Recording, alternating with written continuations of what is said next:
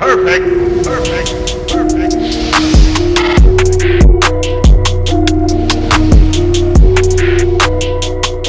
What is going on, everyone? I go by RB, and this is Philly Take with RB. Now, whether you are new to the channel or if you've been subscribed already, I'm going to need you to go ahead and hit that thumbs up button. Help your boy out. Spread the content of the channel. And if you are new to the channel, if this is your first time tuning in, we'll go ahead and hit that subscribe in order to stay up to date with some great Philadelphia content. So a couple nights ago, we hear the reports that the New York Knicks, of all teams, the New York Knicks are interested in Elton Brand to be their next general manager. Now, this is coming from team president who's actually just been hired a couple weeks ago, Leon Rose. We know the whole situation going on there in New York. Praying for them. Bless them, man. Them fans have a lot to go through. But they want Elton Brand to be their next GM. So now all the questions are coming up with the Sixers. I know the season's on pause right now. We're on hold. But should the Sixers let Elton Brand go be the GM of the New York Knicks after this season? I'm going to give you my opinion on it. First and foremost, I want to say that Elton Brand has not done the best, most amazing, spectacular job as a GM so far. But let's also recognize he has not nearly done a terrible job as GM. I just want to put that out there. 2 years so far, he's made some moves, put us in different positions. That's all I'm going to say about that. So to answer the question, I do not believe the Sixers should move on from Elton Brand yet as the general manager. I still think he should have at least another chance, another year or two to prove himself to see what is going to happen. There is a lot of things to look about when we go into dive in deeper into this, okay? So first off, let's look at what came before Elton Brand. That was Bryan Colangelo, the guy who only lasted just a year, the guy who had burner Twitter accounts, the guy who's probably most famously remembered for going out and signing Marco Bellinelli and Ersan Ilyasova and trading for the pick to get Markelle Fultz before the draft. In 2017, the first year of when we started to put it all together, we had 52 wins. We went on a crazy win streak at the end of the season. A lot of people were actually talking about, the Sixers were that team that were hot at that time. Like, the Sixers could be the ones to go on a deep playoff run. And look at the team we had. We didn't have a crazy amount of talent on that team. I mean, we had Dario Saric and Covington in the starting lineup. We know that. Bryan Colangelo, all he really did was go out and sign Marco Bellinelli and trade for Ersan Ilyasova. That's what he did on a team that had, maybe aspirations to try to make it to the NBA Finals, an underdog of some sorts, you could say. That's all he did. The reason I explain that is because now we will go into Elton Brand. So what happens? Elton Brand, his first big move as the GM of the 76ers is to go out and in November, a guy that we heard, was a locker room kind of, troublemaking type of dude. He goes out. Make no mistake, Jimmy Butler, you can say what you want about him, that when you think of the best players in the league, he doesn't come to mind. But let me tell you something. Jimmy Butler is a baller. He's an elite all-star in this league, and he is a leader. Elton Brand goes out and acquires Jimmy Butler for essentially Dario Saric and Robert Covington.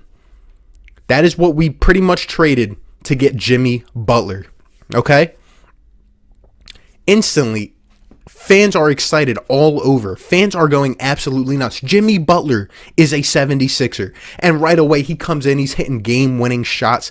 We saw the impact it instantly made. It was hard to say goodbye to those other guys because they had been, guys that escalated through the process. But it had to happen. We had to go out. And Elton Brand, that impressed me because right away, he was just aggressive. He made a move. He pulled the trigger. Couple months go by, and what else does he do? We need to get better. A guy that's been talked about in trade rumors, a guy that's averaging over 20 points a game, that's shooting 43% from three-point range, an all-star. A guy that continues to get better. And Tobias Harris, what does he do? He goes out and pulls the trigger. He gets Tobias Harris, Mike Scott, Boban. He was pushing all the chips in the basket for last season. He went out and acquired Jimmy Butler and Tobias Harris in a span of months. Keep in mind, this is his first year as the GM. So he gets us some of these stars and then these role players, and we go to the playoffs. We know what happened in the second round. We get upset. Not upset as in like we were the better team, but we get upset and just destroyed as Kawhi hits the luckiest shot of all time in Game 7. Now, I feel that Sixers fans give this man, Elton Brand, too much blame. Now, I'm not going to say that he has had the best year by any sorts. But trust me, he has not been the worst by any sorts, right? We go out and we acquire Al Horford. Now, let me just tell you something, right? After we lose that Game 7, we are heartbroken. Free agency comes, the craziest free agency of all times. Guys are going everywhere. There was sort of a mishap or a falling out with Jimmy Butler. We know that. We acknowledge it. Instantly, I remember watching on the first night of free agency, as soon as Jimmy Butler says that he's going to go to Miami in a sign and trade or whatever, the Sixers, literally like 10 minutes later, I remember we're sitting there, Tobias is unsigned, Jimmy is gone. We're like, what are we going to do? And instantly, I remember some of the same people saying that Elton Brand is a terrible GM and that he made the worst move ever with Al Horford. They were the same ones cheering when he goes out and signs Al Horford. Now, don't get me wrong. Like I said, he has some flaws. Way too much money for Al Horford. Maybe he had to pay it for him, maybe not. That's a lot of money for a guy who's getting up there in age. But everyone was excited when we got Al Horford because you know why? It filled a number of voids that this team had. Not only was Al Horford the guy that clamped Joel Embiid up literally every time we played Boston, but he was the insurance policy. All we heard about last year, Boban's not, the guy that can be there when Joel Embiid's hurt. Joel Embiid was injured during the playoffs. He was sick. He couldn't stay healthy. We needed a dude to come in, and we just simply did not have it. So Elton Brand went out and got Al Horford, who fills all those different purposes.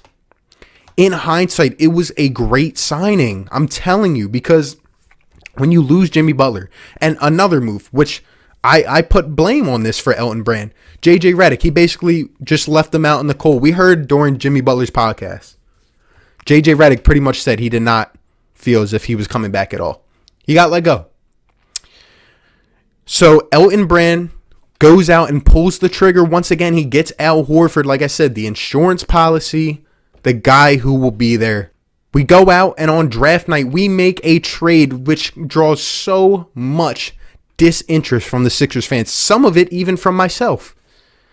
I wanted that dude, Carson Edwards from Purdue, because I watched him single-handedly take down my college team in the tournament.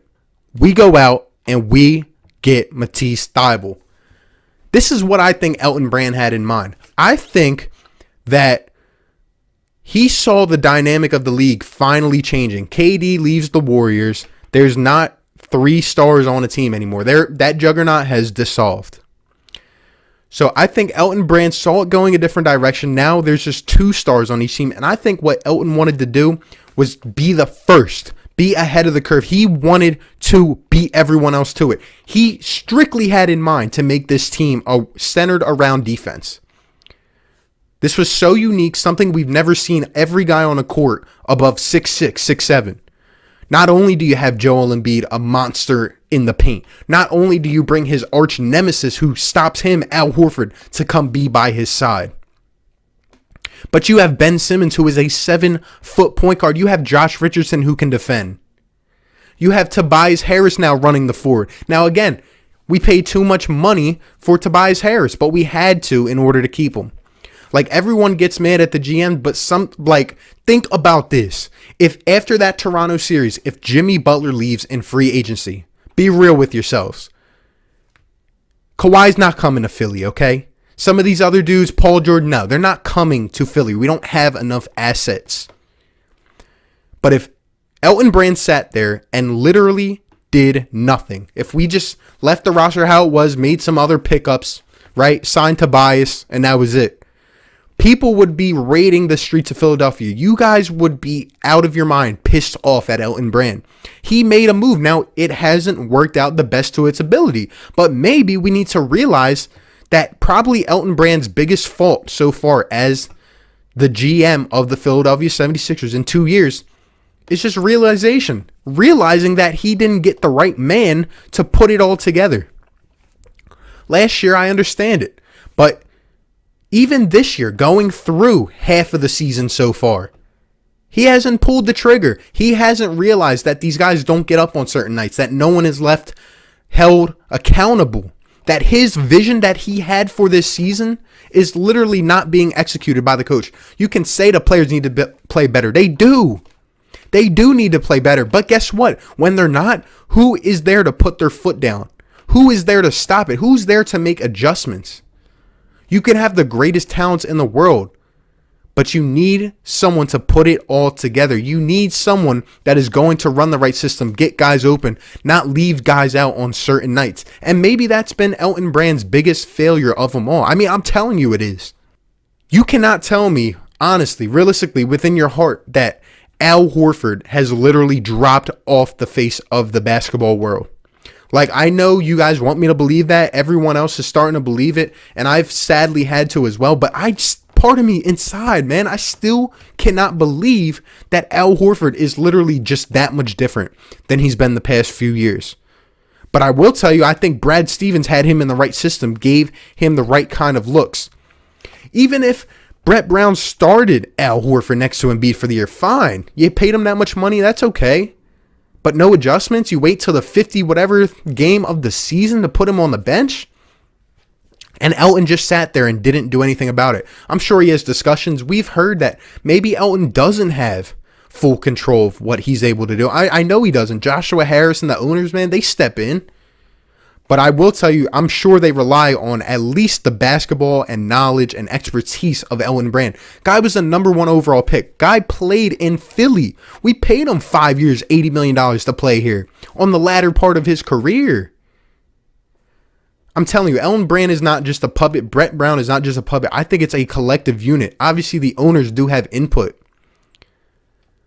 But Elton Brand still is able to have influence. And I think so far as the GM, he has made the moves. He's been aggressive. The things that we asked for to be done, he's at least gone out and really made a push.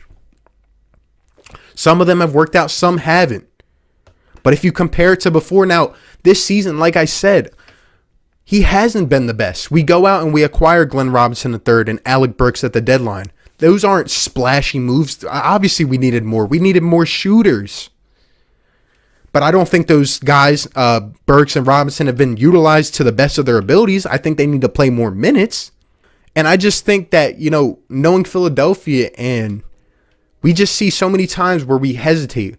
We go out and we wait, and we're not the first ones to pull the trigger. But so far, within his first 2 years, Elton Brand has been that type of dude.